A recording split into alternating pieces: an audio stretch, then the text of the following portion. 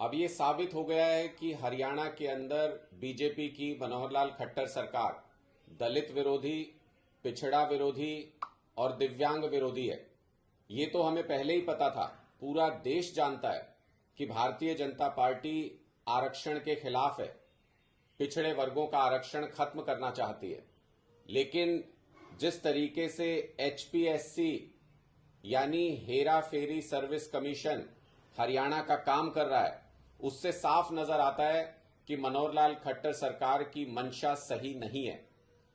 अभी जिन 61 पदों के लिए एचसीएस को सेलेक्ट किया गया एचपीएससी के द्वारा, उनमें पिछड़े वर्ग के साथ और एससी वर्ग के साथ जबरदस्त भेदभाव और अत्याचार किया गया है। कुल मिलाकर 61 चयनित अभ्यर्थी हैं, जिनमें से 18 सीटें ऐसी थी जहां पर एससी उम्मीदवार का चयन होना चाहिए था, लेकिन सिर्फ 6 भरी गई हैं। 12 एससी उम्मीदवारों की सीटें पद खाली रह गए हैं।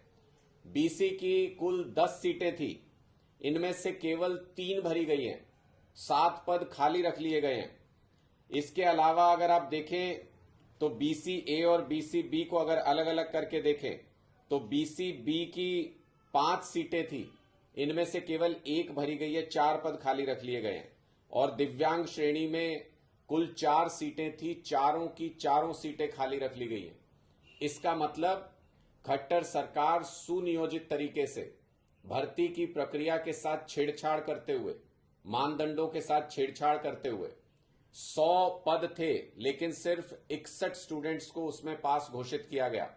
इसका मतलब बहुत अच्छे तरीके से पूरे रिजल्ट को देखभाल करके इस तरीके से रिजल्ट जारी किया गया ताकि एससी उम्मीदवार, बीसी उम्मीदवार, बीसी ए, बीसी बी और दिव्यांग उम्मीदवार कम से कम संख्या में सेलेक्ट हों।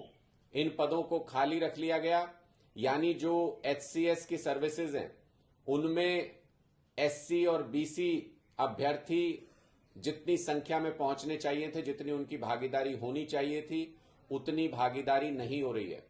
इसलिए जब देश में जातीय जनगणना की बात होती है तो सिर्फ और सिर्फ भारतीय जनता पार्टी उसके खिलाफ खड़ी नजर आती है। भारतीय जनता पार्टी उसका विरोध करती है। हरियाणा में तो मनोहर लाल खट्टर जी खुल के ये कह चुके हैं कि हरियाणा में जातीय जनगणना नहीं कराएंगे। क्या मनोहर लाल खट्टर जी, आपके मन में किसी तरीके की गलत भावना है एससी वर्ग के प्रति, ओबीसी वर्ग के प्रति, दिव्यांगों के प्रति, कि आप जातीय जनगणना में इनकी जनगणना नहीं कराना चाहते? और जहां एचसीएस के लिए पद भरे जा रहे हैं वहां पर इस तरह का भेदभाव देखने को मिलता है।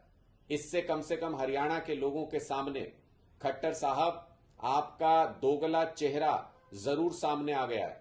जो वोट तो एससी ओबीसी वर्ग से खूब मांगते हैं, लेकिन जब उनके बच्चों को एचसीएस की सर्विसेज में भर्ती करने का समय आता है, आपका जो हेरा फेरी सर्विस कमीशन है, आयोग है, वो उन बच्चों को उन पदों के लिए चयनित नहीं होने देता। इस तरीके से दुर्भावना के साथ पूरी प्रक्रिया को अंजाम दिया जाता है।